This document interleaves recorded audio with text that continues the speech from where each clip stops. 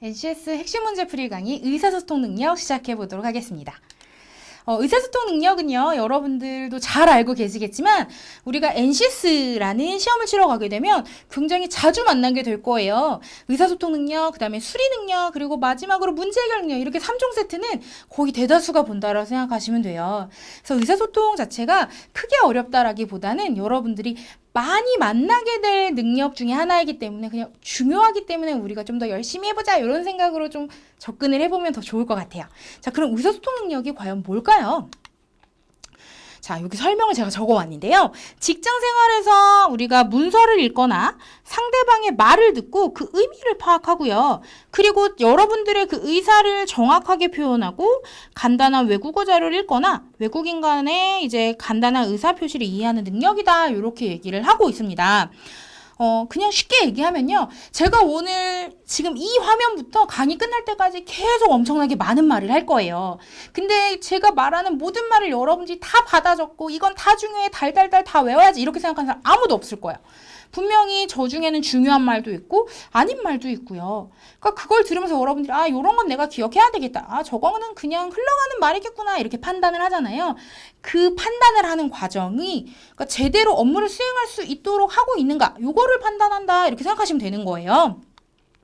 그렇기 때문에 의사소통 능력은 사실상 우리가 직무적성 검사에서 언어 능력은, 자, 주제 구하는 문제 어디 읽을까요? 처음이랑 끝부분 읽을 거예요. 뭐 이런 식으로 전달하는 방법이 있다라고 한다면, 의사소통 능력은 사실상 지문 안에서 어떤 내용이 핵심이 되는 내용인지 여러분한테 직접 파악하라고 하기 때문에 크게 발췌독을 많이 해야 되는 문제들 그렇게 자주 만나지는 않을 겁니다. 자, 실제로요, 나오는 하위 영역들을 한번 좀 볼게요. 문서 이해 능력. 그냥 전체적인 문서를 쭉 다 읽고요, 어떤 내용이 핵심이 되는 내용인지 여러분들 보고 고르라고 하는 겁니다. 자, 두 번째, 문서 작성 능력. 제대로 작성할 수 있는지를 물어보는 거고요. 자, 세 번째, 경청 능력. 잘 듣는지 물어보는 건데요. NCS 시험에서 아직까지는 듣기 평가가 없어요. 그렇기 때문에 경청 능력도 그냥 문서, 그러니까 텍스트로 되어 있어요. 그래서 듣고 뭐 취할 수 있는 액션으로 적합한 것을 고르시오. 요 정도 문제로만 나온다라고 생각하시면 되겠어요. 듣기 없으니까 겁먹지 마세요. 자, 네 번째, 의사표현 능력. 여러분들이 올바르게 그 의사표현 할 수 있는지 물어보는 문제들로 구성이 되고요. 그 다음에 마지막 기초 외국어 능력인데요. 요것도 역시 무서울 수 있어요. 그러나 여러분들이 우리 NCS가 처음 도입됐을 때 무슨 얘기 했어요? 불필요한 스펙 필요 없어? 이러면서 뭐 토익도 없어, 막 이런 얘기 했잖아요. 외국어를 쓰지 않는 회사라면, 업종이라면, 뭐 직무라면 외국어 안 봐, 필요 있는 스펙만 볼게, 뭐 이런 얘기 했던 게 NCS잖아요. 그런데 설마 기초 외국어 능력에 진짜 어려운 막 영어로 된 지문을 막 던져주고 풀어요, 해석해요, 뭐 이런 문제 나올까요? 아니라는 거겠죠. 이거 예상할 수 있잖아요. 그냥 여러분들이 문제를 보고 대략적으로 우리가 지금까지 커오면서 배웠던 영어 수준이라면 풀 수 있을, 눈치로 접근할 수 있는 문제들이 주로 나오고요. 단, 여러분들이 지원하는 회사라든지 혹은 직무에서 영어의 쓰임이 많다라고 한다면 영어를 활용한 문제들이 훨씬 더 많이 나올 수 있다라는 거는 당연히 생각해 보실 수 있어야 되겠죠. 그래서 이제 5가지 문제를 같이 풀어보게 될 텐데요.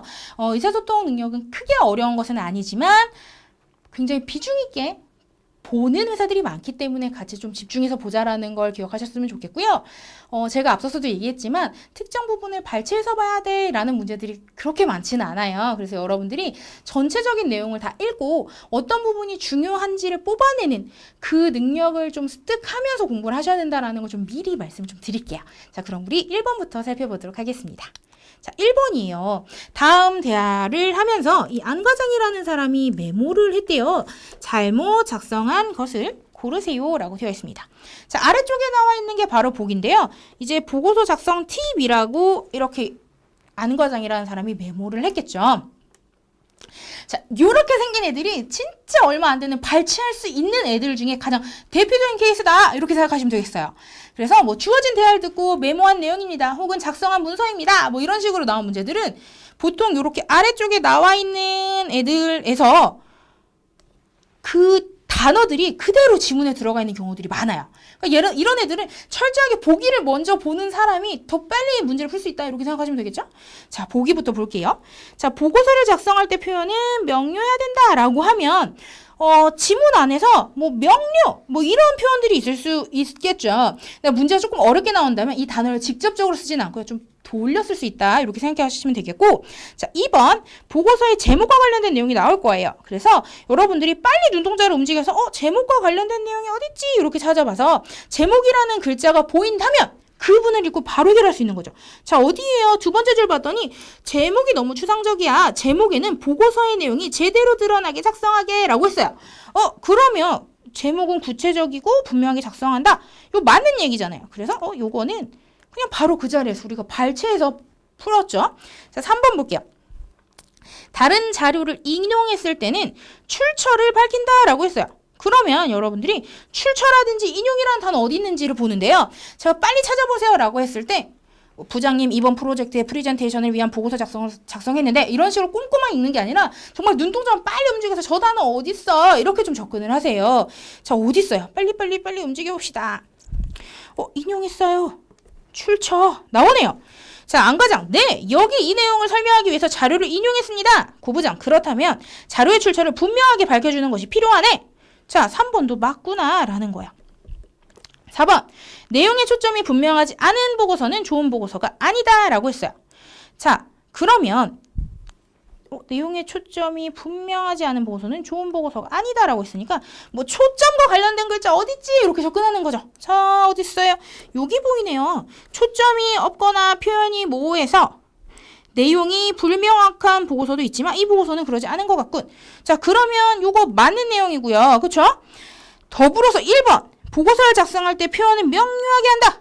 자, 표현이 모호해서 그건 나쁘다 라고 했으니까 요것도 맞구나 이렇게 예상할 수 있다라는 거죠.